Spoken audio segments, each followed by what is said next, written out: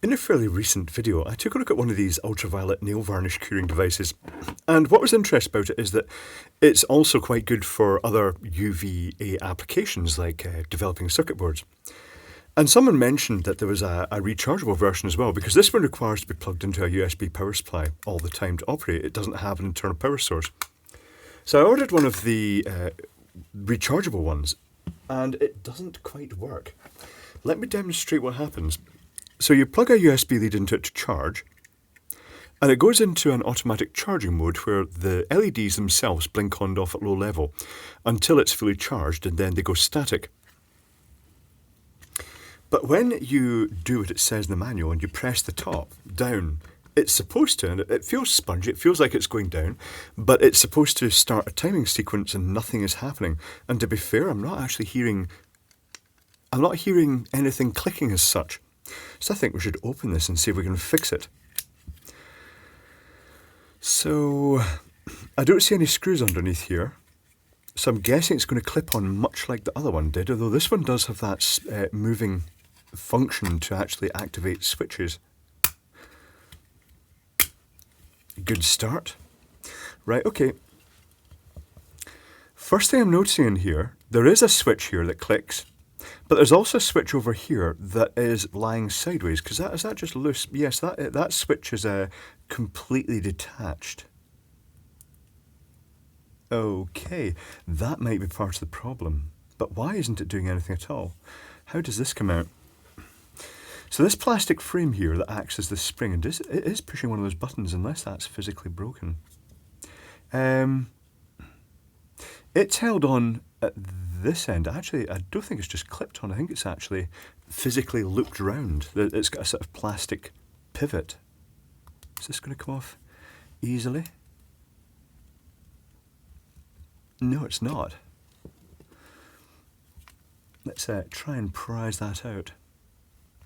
I'm not sure how they put this together. Does it just clip together? Let's try at the other end, in fact. So it's almost like a hinging type arrangement where they've got two loops that have been caught under pins, but it's not really willing to come out. This is probably a good thing because it stops it falling to bits. That's quite promising. But that's more or less what I got at the other side. Yeah. This probably requires a fair amount of pressure to put it on, or is it just because it's awkward? There we go, there we go, that's quite promising. So what do we have here? We've got quite a big lithium cell. Does that have built-in protection circuitry? It does have a built-in protection circuit. It's got nice chunky contacts there. Let's get this tape off. It looks like it's maybe had an impact in shipping and has slipped down, and that's maybe why it's hit that other switch.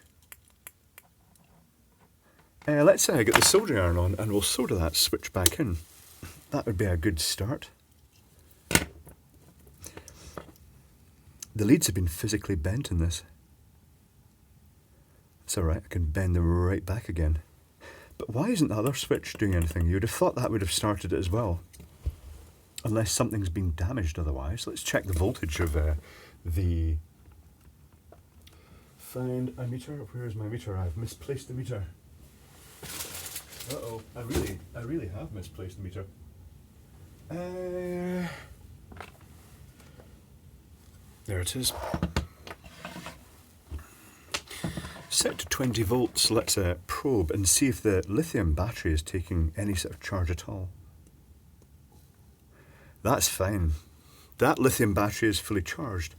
So I wonder why it's not operating. I can see two integrated circuits in this, 8-pin integrated circuits. This one is probably, it's in the vicinity of the batteries. I would guess that this one is maybe a charge regulator. Can we see the number on that?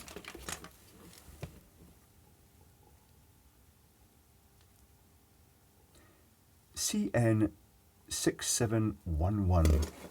Let's see if I can show you this. I don't know if you'll see that. CN6711. Or is that actually, no, that's CN5711. Okay, CN5711. The other is completely anonymous. I'm guessing that this is the microcontroller that controls the LEDs. Looking for a transistor that turns the LEDs on. I'm not seeing that. Unless this has got integrated current handling to actually switch the LEDs on. Or it might actually switch them through this.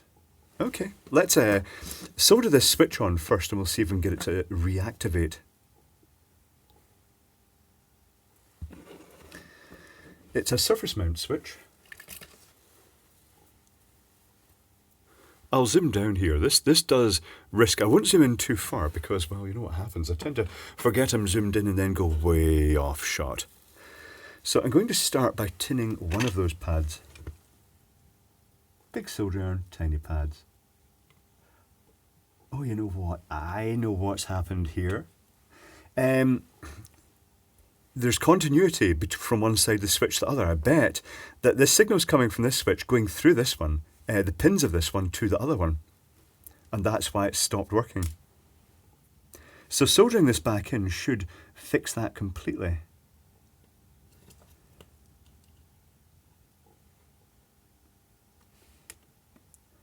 So reflow that contact. I'll give my soldering iron a wipe, it's a bit scruffy. Go to the diagonally opposite corner and I'll solder that one. And actually maybe, oh no, that wasn't very good. The iron is too big for this task. Also, the solder isn't taking to this printed circuit board. I have a horrible feeling the tracks have lifted. It's very hard to say. I'm going to scrub those. I'm going to take a look at it actually with a magnifying glass. I have a sneaky feeling that the pads are actually off. That's annoying. Oh yeah, the pads are off. That's why that didn't solder very well. That's annoying. And by the look of it, the one of the pads that's come off is quite an important one. That is the switch one. Right, hold on. I'm going to have to pause momentarily while I try and fix this. Job done. The unit is now fixed, and when I press the buttons, it activates whichever button is pressed. It doesn't matter which button is pressed, they're both in parallel. So what I did there was, because the button had been smashed in transit, I think it had been hit with an impact and I don't think it's just the force of the cover being pressed, it's more like it's been dropped from a great height and this battery has slid and it's smashed into that switch and it's basically broken off a couple of solder connections. And because one of those was quite important, because it was the connection that went to the chip, the easiest way to fix that was to solder the switch on in its remaining two contacts and then put a link wire from the switch onto the pin from the microcontroller that its track went to originally. And it does look like a fairly generic little unmarked microcontroller. So the circuitry looks like this.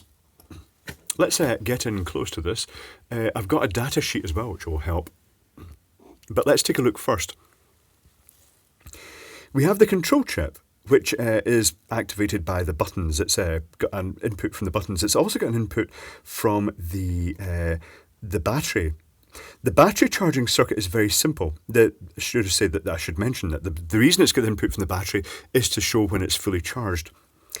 And what actually happens here is that the incoming supply through the USB port goes to the battery via this diode and two 3 ohm resistors. I think that's 3 ohm resistors. I'm just going to check that is 3 ohm resistors. Remind myself. 3 ohm resistors. So it's got two of those in parallel, by the look of it. Looks like they're in parallel. And they feed the battery. And the battery relies entirely, and I've just broken a connection off, the battery relies entirely on the internal protection circuitry for shutting the charge off when it's fully charged. I'll just put the soldering iron back on so I can reattach that wire. So the diode and those resistors are purely to stop it from reverse discharging into the USB power supply when it's unplugged. That's what the diode does when it's not being charged. And the two 3 ohm resistors in parallel giving 1.5 ohms are the main current limiting feature to the battery. It's probably got a DW01 chip and MOSFET on this little circuit board in the battery. This little circuit board here. The Other chip over here then, I originally thought that was the charging chip. It's got a little decoupling capacitor. It's got a 1 resistor. It sets the current to the LEDs and also takes a signal from this chip via one of these resistors to actually turn that on. So it's basically an electronic current regulated switch. And I've got a wee data sheet for that. So let's zoom back out and take a look at the data sheet. It's a CN5711. The data sheet came up instantly, which is rather nice. Let's see if we can just... Let's see if I have actually focused down that. Yes, that's good. And the pins that are connected in the circuit are the current setters pin is connected via this resistor here. And the chip enable pin, which is up over here, heads back along to one of these resistors, then to the chip that turns it on. And the circuitry for this is very simple. It just requires a local capacitor, which they've added. It doesn't actually show it in the drawing, but I guess the capacitor is a good idea. It's got the current set resistor, and then it's got the output driving the LED. And I'm guessing from the fact that that's got loads of copper in the vicinity, I should have actually checked if it's... Yeah, it looks like it's just a current regulator. So that is probably just dissipating any excess power into the copper as heat.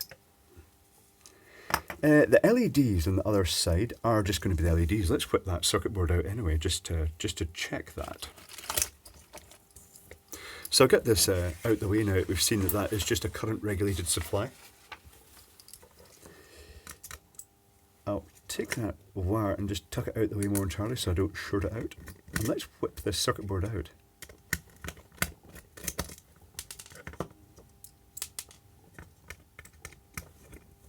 Not expecting much. I'm expecting it to be very similar to the other one, which was just a parallel array of LEDs.